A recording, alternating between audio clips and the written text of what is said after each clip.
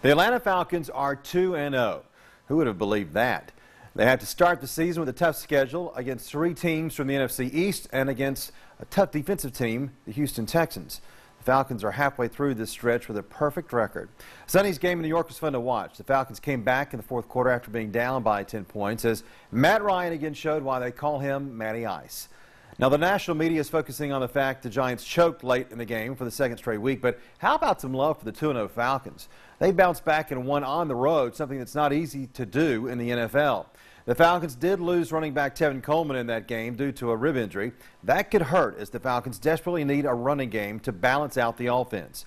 Coleman will likely be out for a couple of weeks, so Devonta Freeman will have to step up and be a threat. But Atlanta's defense, along with that wide receiver who's pretty good, continues to be the story. They had pressure on Eli Manning and were active, something that's been missing for a couple of years.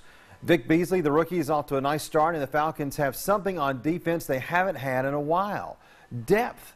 They are constantly moving people in and out on the line of scrimmage, and it's helping every one of those guys stay fresh late in the games. Now, this may sound cruel, but the Falcons got good news on Monday when it was learned that Drew Brees, the quarterback for the enemy in New Orleans, may miss some time with a bad shoulder. The Saints are 0-2, and if their quarterback is going to miss some time, that will only help the Falcons. The bigger the lead on New Orleans, the better. You know Brees will be back in time for the Falcons game next month, but his injury could help the Falcons in the NFC South if New Orleans struggles. This Sunday, the Falcons will face a beat-up Dallas Cowboys team without quarterback Tony Romo and without wide receiver Des Bryant.